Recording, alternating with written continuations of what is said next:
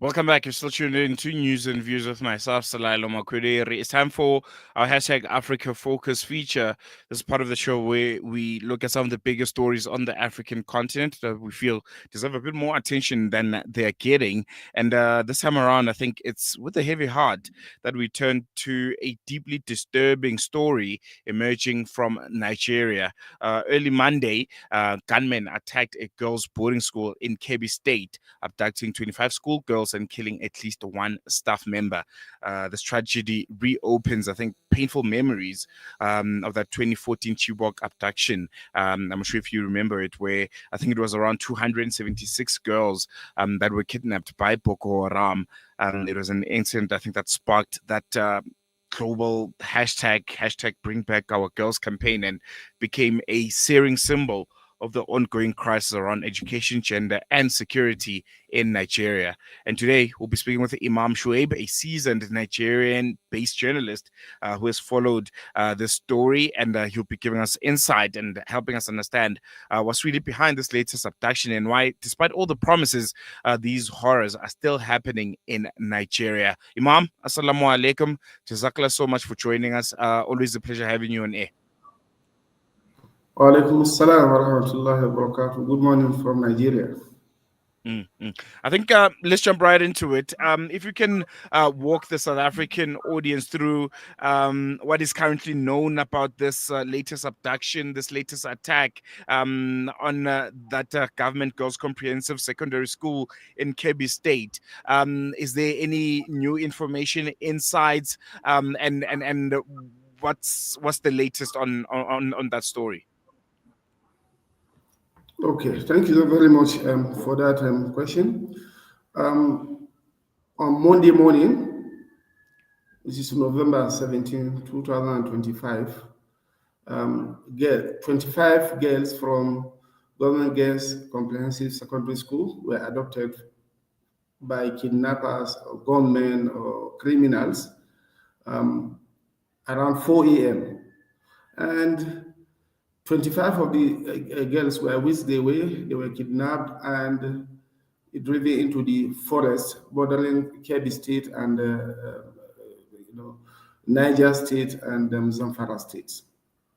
25 girls were abducted, and since then there is no update on their whereabouts. The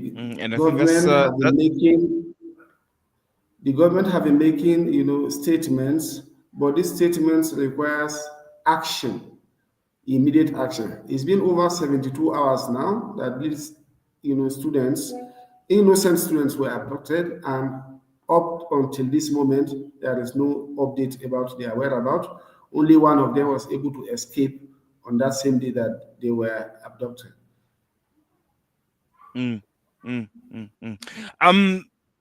According to some local sources, there are reports that the vice president principal of the school was also shot and killed while trying to protect the students. I assume. How credible are those reports, and what has been the reaction from the school and the local community thus far? It is true that the vice principal, Mr. Hassan Yakubu Makuku, was killed during the operation because he tried to shield and protect his students against the abductors, and they shot him dead. And one of their security men or the staff of the school was also injured in the system. And this has created a lot of tension among the locals, among the people, because earlier, before the abductors came, there was intelligence report that these people are planning to attack, and they drafted the military to the scene, to the school, to give protection and cover to the students. However, reports have it that the military left the scene around 12 a.m. and the abductors walked in around 4 a.m. That's about 4 hours difference, which is a disturbing development. This has been a recurring situation that securities will get updates of the movement of the criminals. Securities will be drafted to the same location, and as if there is an insider effect, the criminals will stay behind. I mean, they will hold on. Immediately, the security personnel are leaving, the criminals will now strike. And this is exactly what happened. And this has been a recurring situation in most of the abductions in the school. That is one. Secondly, there is a growing concern about this development. In the last 10 to 11 years, since the beginning of kidnapping of students started in April 2014, there are about 6 different scenarios of kidnapping of secondary school students. Of course, another one happened 4 years later in Dapchi, Yobe State, 4 years later.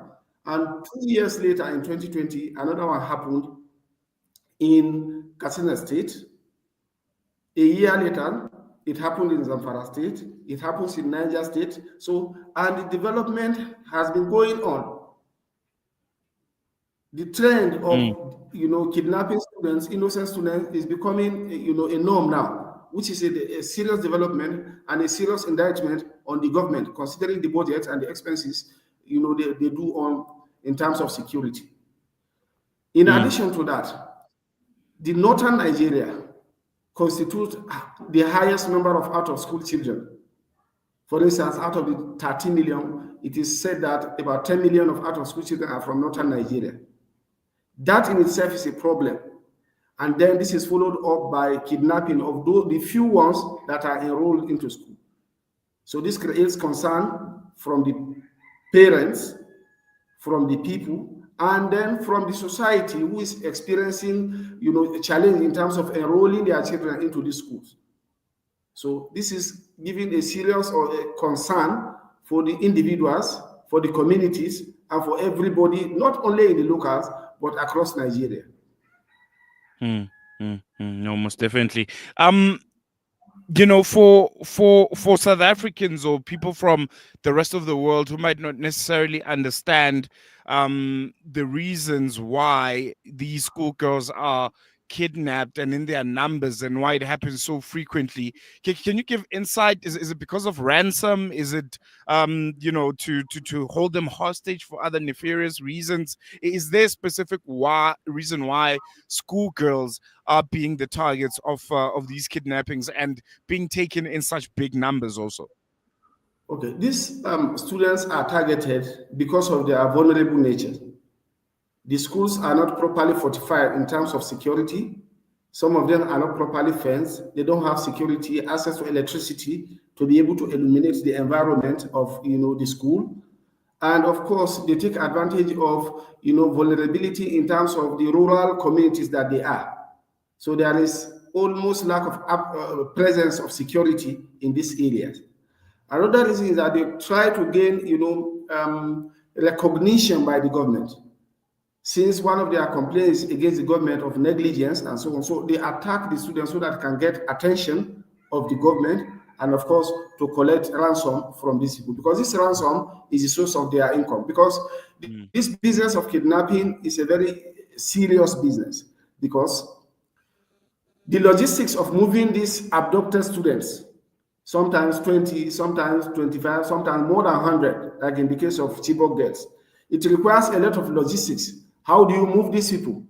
How do they acquire the motorcycles that they use to invade these communities? So they do that also to raise revenue by way of ransom, by way of brokering peace between them and the government, and then they earn more resources so that they can cause more havoc to the people. So because these students are vulnerable, they want to get recognition, they want to raise more finances, and they leverage on poor security network and lack of proper and coordinated intelligence among the security agencies. Let's talk about the government's response. President Bola Tinubu has reportedly vowed to bring back the girls safely and has called for community cooperation. From your perspective, how serious is the federal government in treating this as a crisis and not just as a headline? I think there were reports also that the Senate has now set up an ad hoc committee and is pushing for the recruitment of around 100,000 soldiers. But is this almost reactive politics or a sign of a systemic failure to protect children in northern Nigeria in particular? Essentially, the idea of bringing back our girls or rescuing our girls is not new. in Nigeria again. Since the beginning of 2014, of course, you can remember the hashtag Bring Back Our Girls. This has been the scenario. The 2014 girls, are they back? 11 years on, those girls are not back. Only a few of them escaped, and few of them, are reunited with their families. Very few of them. So this is the situation. What about the Kankara boys? Are they back? What about the Niger, Kagara? Are they back? And then the same retreat, Bring Back Our Girls. We are going to work on the security, and then they give ultimatum. These students, innocent students, have been abducted over 72 hours now, and they are not back. What the government needs is not an ad hoc committee. What the government needs is not a press release or press statement or condemnation. What the government needs to do is to wake up to its responsibility. There is, level of criminal negligence in this situation. These are innocent students. These are the future leaders of this country. So what the government needs to do is to draft securities out, a joint task force, police, army, air force, and navy, as the case may be. And then they chase after these people. Now, if somebody abducted your child or your students, and over 72 hours you are unable to get them back, or you are unable to track them, you don't even know their whereabouts, how do you think you can rescue them? Every security situation should be brought under control within 24 hours. This is over 78 hours now, 72 hours now, and the girls are not back. Nobody knows their precise location, and there is no any release or any information about their whereabouts. So it's not about setting up committees. It's about acting. It's about acting at the right time. They are supposed to act within 24 hours and give ultimatum to 24 hours. And if the military and the police or any other security agencies that are involved will not recover these girls, and then they should relieve them of their job. Of course, they just changed, the service chiefs recently. So they should wake up to this responsibility. This reactionary approach doesn't work. It has to be proactive measures should be put in place to ensure that, because it has now become a pattern, a trend now. It happened in 2014, 2018, 2020, 2021, 2024, 2025.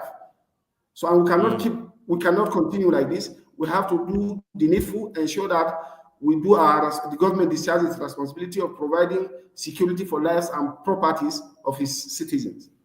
This is not enough. The government needs to do more.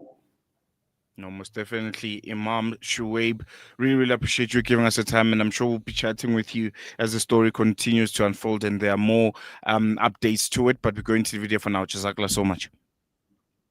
Thank you so much for having me. There you go. Going to take a quick break. News and views continues after this.